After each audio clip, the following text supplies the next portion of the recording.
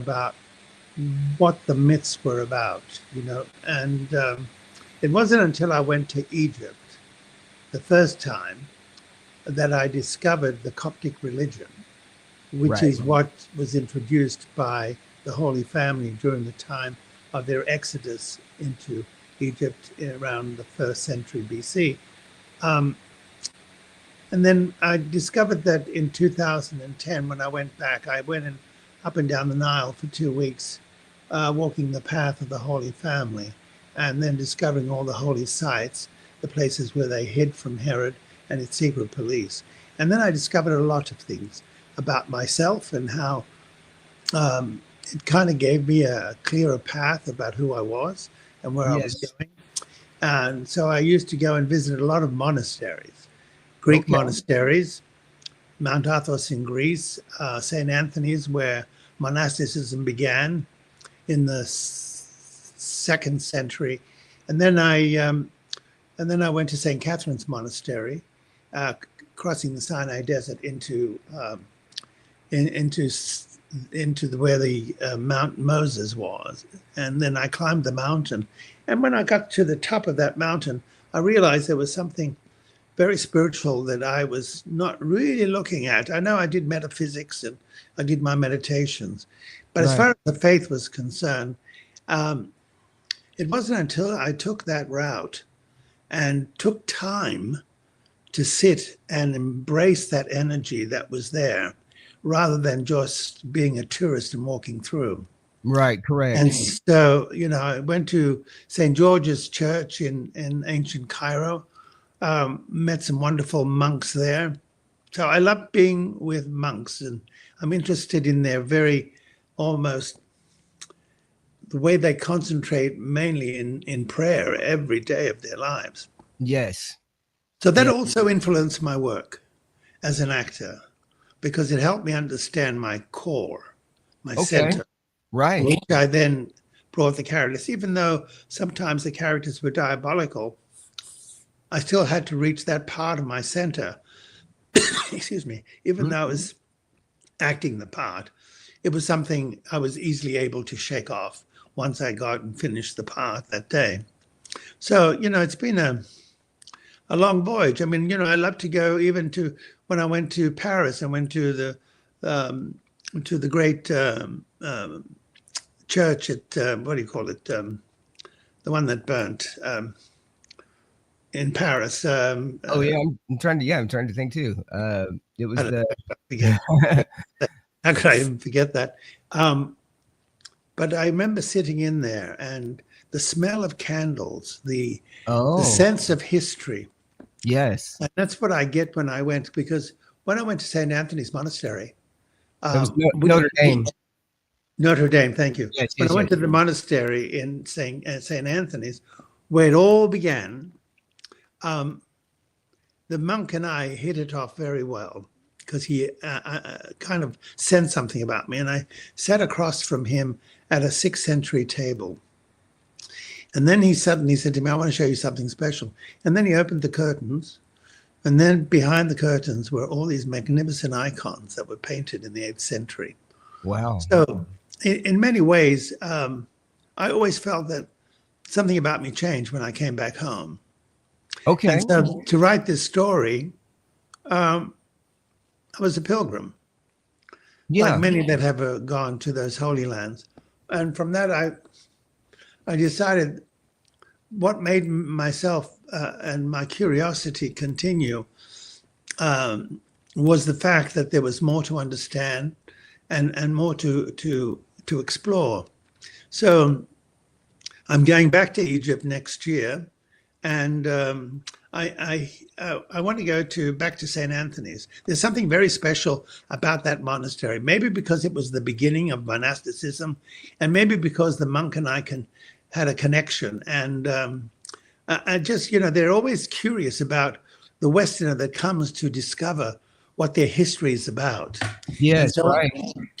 So when you think of what history has partaken, that area is extraordinary. Oh, of course. The places of Moses, the places of so many leaders of Jewish religion, And then you become part of it. Even when I went to the Wailing Wall, you become part of that history.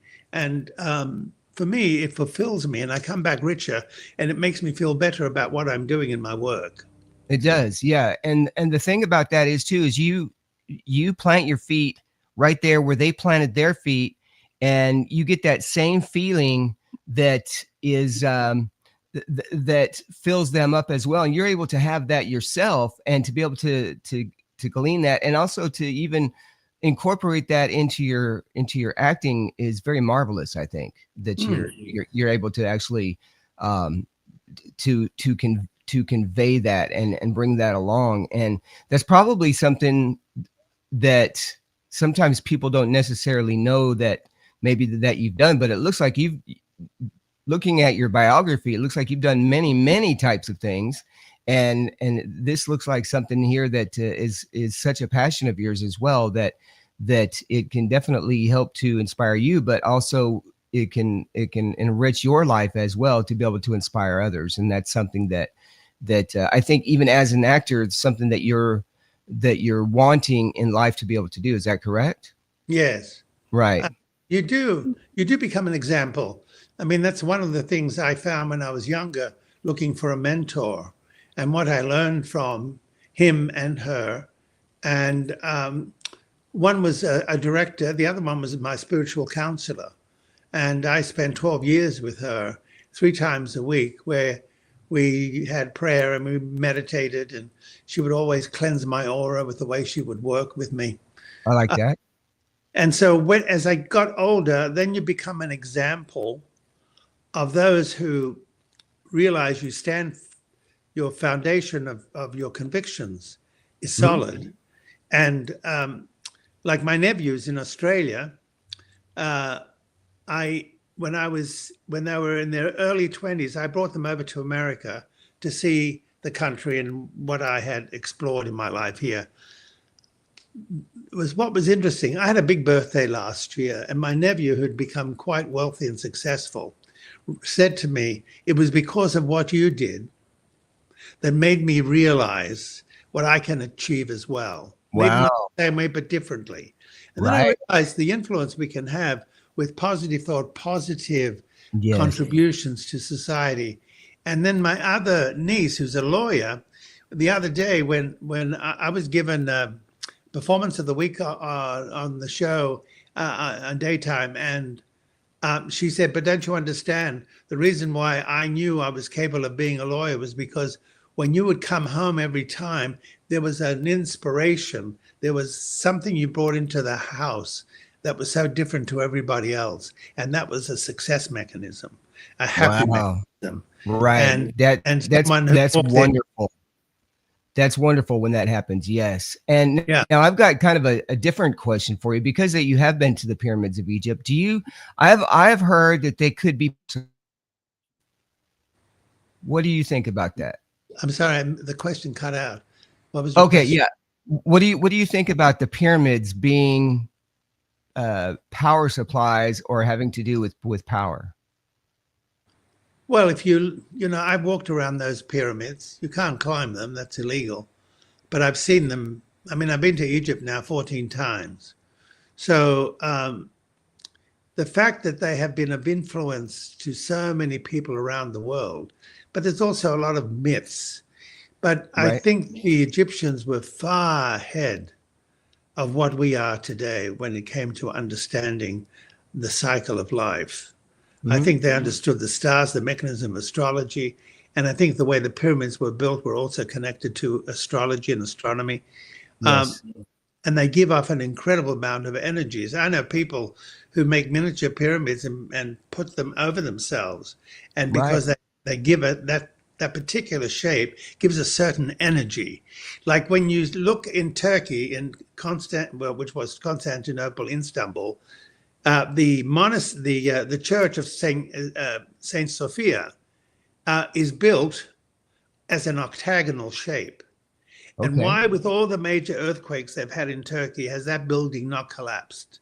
Right. Because there's something that we develop in shape, and this was in the 6th century, that they understood that something we develop in shape, just like the pyramids, that it offers some kind of stability, some kind of aura that sustains it. Yes. So I think, with the Egyptians, I think when you ever go to Egypt and you go to the Valley of the Kings and you see the way they knew about what was beyond life, it was extraordinary. And I think we lose all that because it becomes part of the mystery that we have to unravel later on in life. Just like we had to, for 1,500 years, we had no idea what hieroglyphics were about until Champignon in France deciphered the hieroglyphics. Then we realized what the language and what the symbols were about. Yes. Now, have you ever had a time where you went and you felt a longing to go back because of the energy? Well, in the Karnak temple, they have, and also in the Luxor temple, they have a room called the Holy of Holies. Okay. And so I would go in there every time I went and meditated. There's just something unique about being in something that was built over 3,000 years ago. Right. And that you become part of that as well. I mean, you can't help. I mean, I feel like I've been part of many things. I may have been born in Australia, Greek parents, I live in America. Mm-hmm. But I think of myself as a worldly person who wanted to understand other cultures, because by understanding other cultures, you understand parts of yourself that you didn't understand before. Right. And that's why people who point and hate immigrants and do all that kind of rubbish do not understand that connection allows us, people, there's so much hypocrisy, even in our religions, where people point fingers and make accusations about people because of their color or whatever. They don't understand that we're all part of this universe. Correct. There are many gods, but it's really about one God. That's right. That's right. Because here's what I think. I think that God created all the other gods. Yeah. I mean, there was a book I read, it was about the idea that in each religion in the world, they're like Confucius, like Muhammad, like Jesus, like Moses. They all came in different times to influence the universe. Yes. Our universe. Yes. But it was never at the same time. So they think that same spirit that came in is really about one spirit, just like it is one God. Right. So when they come together, when you look at them together, what did they do? They contributed positivity and love and embrace in life, and in a sense to help us connect with ourselves so we can get to know each other and ourselves better than we did before we were born. We come in with this knowledge, we have to tap into it, and we become. That's what the life is about. It's about becoming. Yes. And then eventually you reach your 60s and you have become, hopefully. But a lot of people, once they reach their 60s, are confused about who they are because they didn't do their homework. Right. It's and I just turned 61. I'm glad that I wouldn't say I have the answers, but I'm glad that I'm on the right path. Yeah, absolutely. And doing what I need to do. And I tell people that who are just even getting started, even with Christianity, or just getting started to become Christian, in that it takes a few steps, and you also have to be able to. There's no such thing as luck or coincidence, none of that. It's just a matter of you have to ask for it, and you have to realize, and you have to know that when you have that inside of you, that's when your life starts to turn around. And even if you don't, and even if you don't focus on it, which you should, but even if you don't focus on it, if you're living the way that you are supposed to, then God will smile upon you, and things will do, and your life will go so much better. And that's the way that I tell people that are just starting out. If you don't know how to pray, then we can teach you how to pray. We can tell you or give you an idea of what to pray. Well, it's also called faith. It's faith. Yes, that's exactly right. Yes, that's exactly right. Faith in many things. And that comes out of experience, not ignorance. Ignorance is when you put up the walls because you can't deal with the sense of truth. Right. You can't sense what that other human being has a meaning in this life and what they're about to contribute. Yes. And of course, we have the dark side, and there's much that as we see in all aspects of life, as we also see in our country, as we also see in other countries, there are shadows. And part of the responsibility for yourself is that you help to overcome that by not attracting your negative thoughts attract negative things. Yes, right. That's exactly right. So you constantly try to put yourself in the light. So what you're bringing in are human beings or circumstances that have a sense of a connection that they are part of your path. And when I bring somebody into my house that is negative, I usually say to the house after they leave, but I don't ask them back. I don't like I had somebody speak to me very rudely the other day on the phone, and I told them that they should take a week of thought.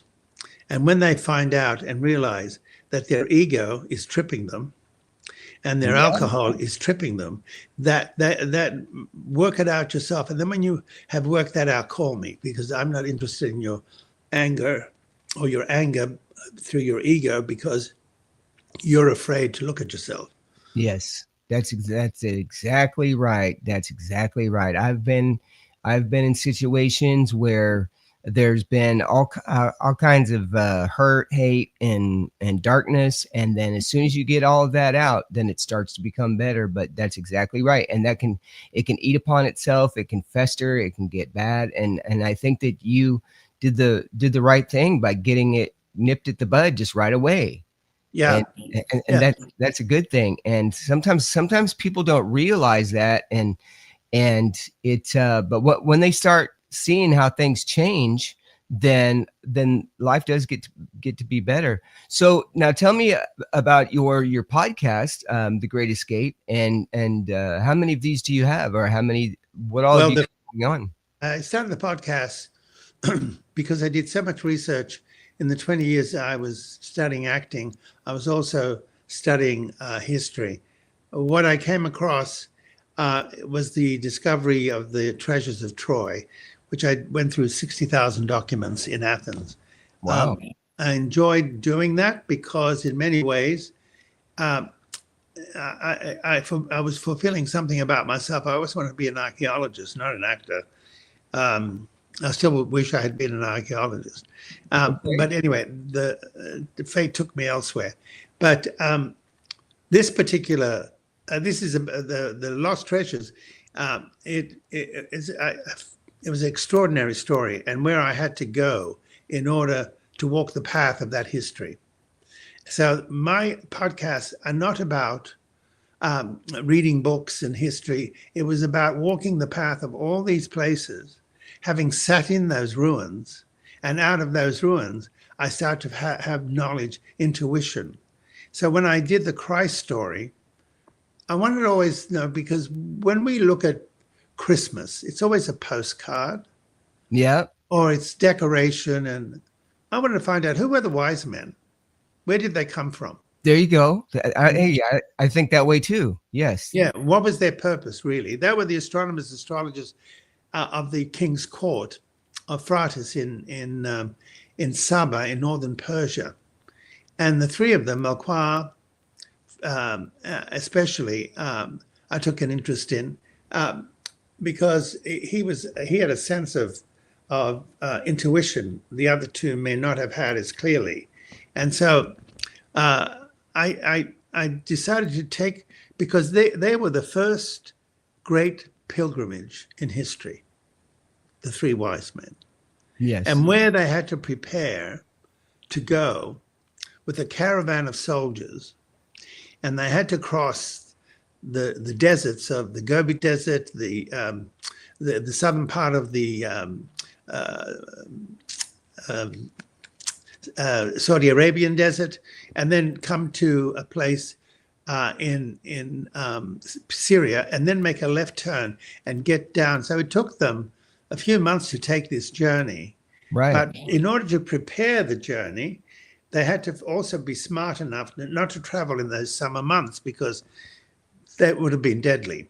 Yes. And so by the time they discovered what it was and what they sensed there was something incredible going on somewhere in Judea, I discovered that the reason why we had the massacre of the innocents with Herod, where he proclaimed that boys born from 2 years and under are to be slaughtered. Hundreds and hundreds of them were slaughtered. And there is a place in Jerusalem where those bones and those skulls of those children are there visually to be seen. Yeah, right. And so I realized that the Christ child was not the child that was in the manger.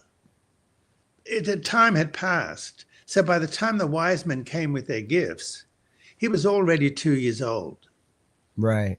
Wow. He wasn't, the image of the manger is something we were sold on, and it became part of the postcard or the folklore of history.